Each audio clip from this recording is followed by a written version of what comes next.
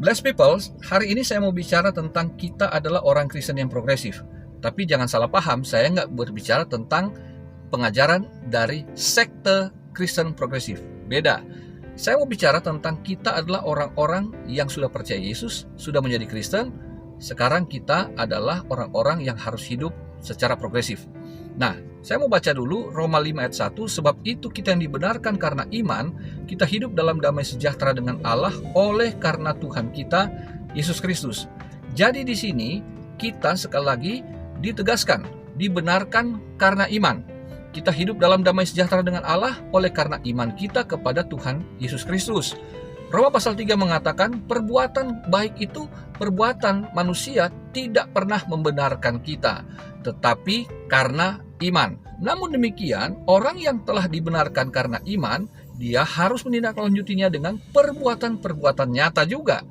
Nah, sebab itu kita bukan hidup di masa lalu, tapi kita hidup di masa kini untuk masa depan. Berarti orang Kristen tidak boleh pasif, tapi dia harus aktif. Dan itu berarti dia harus menjadi Kristen yang progresif. Karena progresif itu artinya kan untuk kemajuan.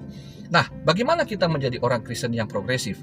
Yang pertama dalam Roma pasal 6, orang Kristen progresif adalah orang yang telah menjadi hamba Allah, hamba kebenaran. Di pasal 6 itu kita yang telah dibaptis bersama-sama dengan Kristus, berarti kita telah meninggalkan manusia lama kita. Kita bukan lagi hamba dosa tapi hamba Allah. Kita bukan hamba kejahatan tapi hamba kebenaran.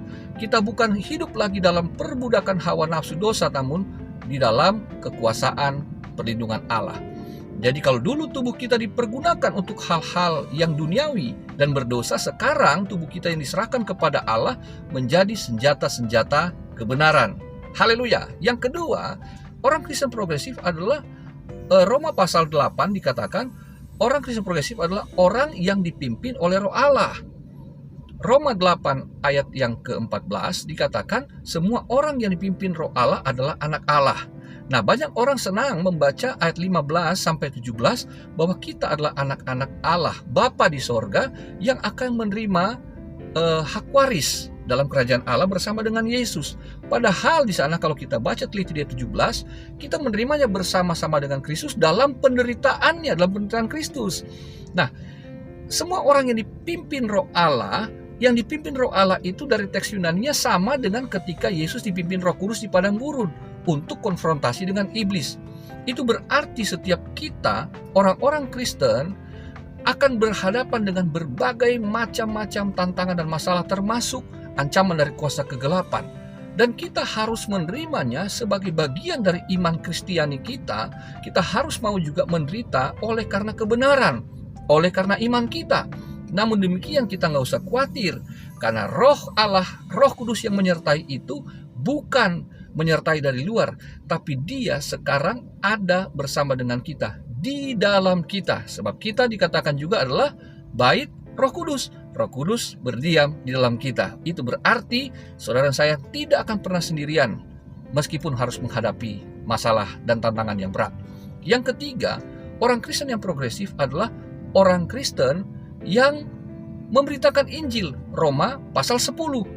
Sebab orang-orang yang belum mendengar Yesus, mereka akan dibinasakan, mereka akan dihukum. Namun demikian, setiap orang yang percaya dalam hati dan mengaku dengan mulut Yesus Kristus adalah Tuhan yang mati dan bangkit, di mana di dalam nama Tuhan ada keselamatan, maka kata Rasul Paulus, mereka yang belum mendengar harus mendengar. Tapi siapa yang memberitakan? Itulah kita, itulah orang Kristen. Iman timbul dari pendengaran akan firman Kristus. Bagaimana orang lain bisa kenal Kristus, tentang karya keselamatannya, tentang penebusan dosa yang dikerjakan Yesus, kalau bukan karena berita Injil? Injil adalah kekuatan Allah yang menyelamatkan, dan tugas itu menjadi amanat agung untuk kita. Jadi orang Kristen progresif, dia bukan hanya sebagai penerima keselamatan, tapi ia juga harus bersaksi. Ia harus menyampaikan kabar Injil juga, kabar baik, karya keselamatan Kristus bagi orang lain juga. Sehingga kita menjadi orang Kristen yang progresif berarti kita juga punya hati untuk menyelamatkan orang lain sebagaimana kita telah diselamatkan. Yang keempat, orang Kristen yang progresif adalah orang Kristen adalah orang yang melayani. Roma pasal 12. Sebab itu roh kita dikatakan harus menyala-nyala dalam melayani Tuhan, harus punya semangat dalam melayani. Kalau tadi memberitakan Injil untuk keluar, sekarang Roma 12 itu bicara tentang bagaimana kita melayani di dalam, ke dalam gereja kita. Bagaimana kita dikatakan memiliki karunia-karunia yang berbeda-beda, namun semua itu bukan untuk membeda-bedakan, untuk membuat orang yang satu lebih hebat dari orang yang lain.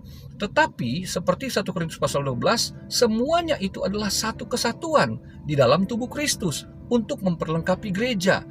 Bagaimana kita melayani keluar untuk menyelamatkan jiwa, sekarang di dalam kita untuk merawat jiwa-jiwa, untuk melayani sesama anggota gereja kita. Dengan demikian orang Kristen yang progresif dia tidak berpangku tangan, tapi dia harus mengambil bagian di dalam tugas dan tanggung jawab sebagai orang Kristen. Kiranya kita dapat memahami ini dan dapat mempraktikkannya dalam keseharian kita. Tuhan Yesus memberkati. Haleluya, blessed people.